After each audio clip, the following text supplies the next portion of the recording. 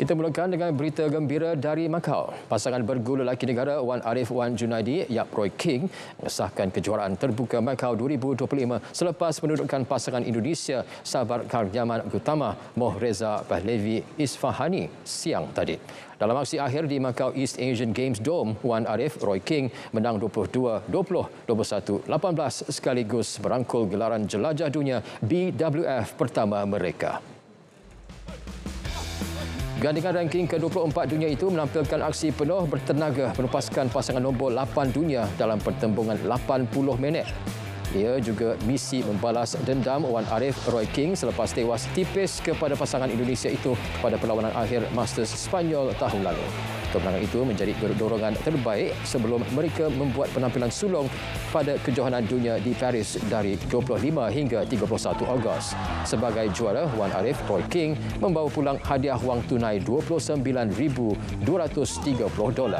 Sementara itu, bergu campuran profesional negara Jimmy Wong Lai Peijing muncul naik juara selepas tewas pada perlawanan akhir. Gandingan negara itu kecundang di tangan pasangan Denmark Mathias Christensen Alexandra Borge 13-21, 16-21 dalam tempoh 45 minit. Pemain perseorangan lelaki negara Justin Ho pula terpaksa berpuas hati selaku naik juara sekaligus menangguhkan impian untuk merangkul gelaran sulung jelajah dunia BWF. Pemain ranking ke-45 dunia itu akur tewas kepada Alwi Farhan dari Indonesia 15-21, 5-21 dalam tempoh 54 minit. Malaysia turut cemerlang pada kejohanan bowling remaja Asia.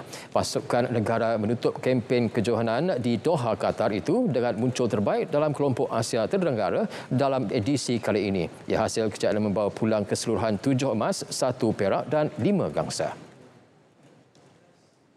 Pencapaian terbaik negara sepanjang penyertaan di kejohanan itu dijelmakan Qurratul Ain Izzihar Pozi yang mencuri tumpuan apabila memenangi kategori Masters. Atlet berusia 17 tahun itu menampilkan aksi cemerlang menewaskan rakan senegara Adelia Nur Shazali 378-370 dalam aksi final. Sekaligus melengkapkan koleksi peringkat emas dalam 5 acara disertainya. Sementara itu, bagi kategori lelaki pula, menyaksikan pemain negara Akil Faizal meraih emas kedua peribadi selepas menewaskan Nasser Alexandari dari Kuwait 461-404 dalam aksi final. Malaysia hari ini juga melangkar sejarah apabila melahirkan Grandmaster GM catur pertama negara. Pemain muda berbakat Yeo Lee Tian berjaya memperoleh gelaran tertinggi itu daripada Persekutuan Catur Antarabangsa. Lee Tian, 25 tahun dari Petaling Jaya meraih gelaran itu selepas memenangi kejohanan jemputan GMIM 2025 yang berlangsung di ibu negara. Kejayaan itu menjadikan Tilian sebahagian daripada kelompok elit kurang 2,000 pemain di dunia yang menyandang gelaran itu yang juga penghormatan seumur hidup dalam arena catur. Lee Tian berkata pengorbanan dan kerja keras sejak usia muda menjadi kunci kejayaannya. Stadium Darul Makmur melakar sejarah apabila padang rumput semula jadi baharunya diiktiraf Persekutuan Bola Sepak Antarabangsa FIFA. Memperoleh penarafan excellent dengan markah 93% menjadikannya padang semula jadi pertama mendapat pengiktirafan tertinggi itu. Menteri Besar Pahang Datuk Seri Wan Rosdi Wan Ismail berkata stadium itu kini dibuka kepada orang ramai dan sedia menjadi tuan rumah sukan bertaraf antarabangsa.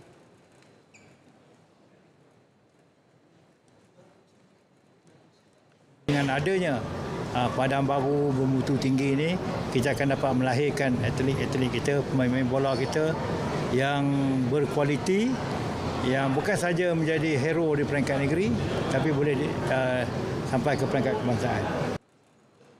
Projek naik taraf padang itu bermula September 2024 dengan kos RM1.6 juta.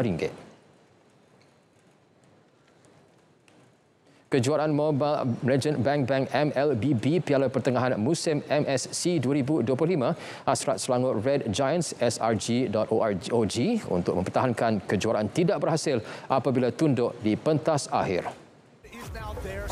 Pasukan itu tumpas 1-4 kepada wakil Filipina tim Liquid PH TLPH pada aksi final utama di Riyadh, Arab Saudi.